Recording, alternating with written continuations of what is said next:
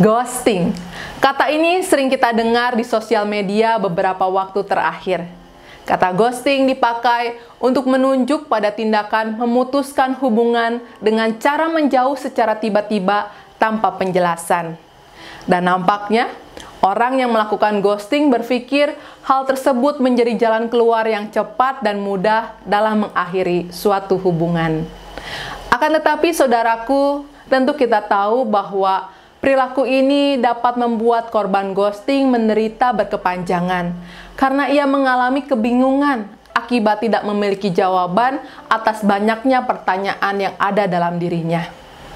Saudara, bicara soal bingung tanpa memiliki jawaban juga pernah dialami oleh Tamar dalam kitab Kejadian pasal 38. Di sana dikisahkan bagaimana Yehuda yang telah mengambil Tamar untuk anaknya mengalami dilema.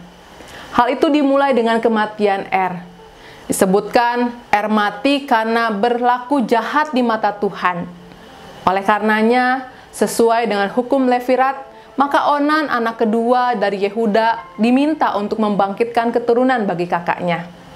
Akan tetapi, Onan pun melakukan tindakan yang jahat di mata Tuhan, maka kemudian disebutkan Tuhan membunuh Onan. Mendapatkan kematian kedua anak laki-lakinya telah membuat Yehuda kemudian menyuruh Tamar untuk pergi ke rumah ayahnya dan hidup sebagai janda sampai Shelah putra bungsunya dewasa. Akan tetapi, saudara, ternyata Yehuda pada waktu itu tidak jujur.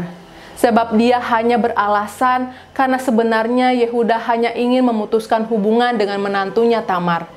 Saat itu, Yehuda takut Shelah anak bungsunya akan bernasib sama dengan kedua kakak laki-lakinya. Waktu berlalu dan Tamar dibiarkan menunggu dalam kebingungan. Yehuda membiarkan perasaan Tamar tergantung karena tak kunjung mendapatkan kejelasan bagaimana garis keturunannya akan berlanjut.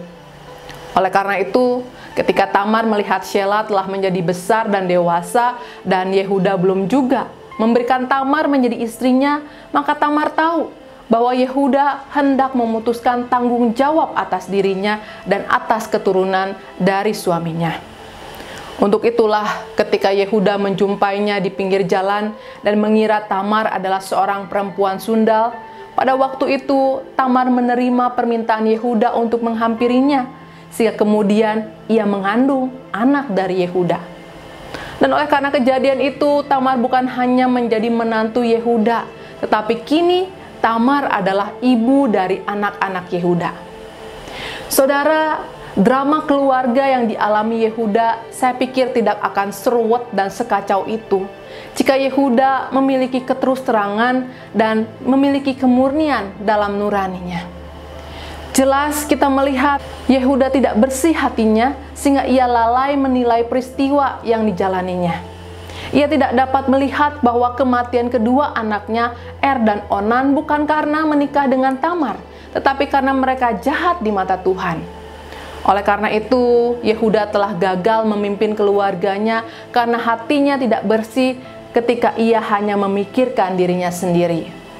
Saudara, drama Yehuda dan Tamar ini mengingatkan kita untuk selalu memeriksa hati, terus menajamkan nurani, sehingga kita menjalani kehidupan dengan dipimpin oleh kebenaran.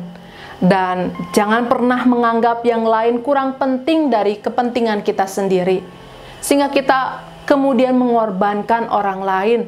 Sebaliknya, kita harus menaruh respek kepada yang lain.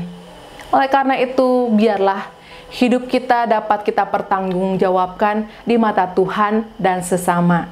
Kiranya Tuhan Yesus menolong saudara dan saya. Amin.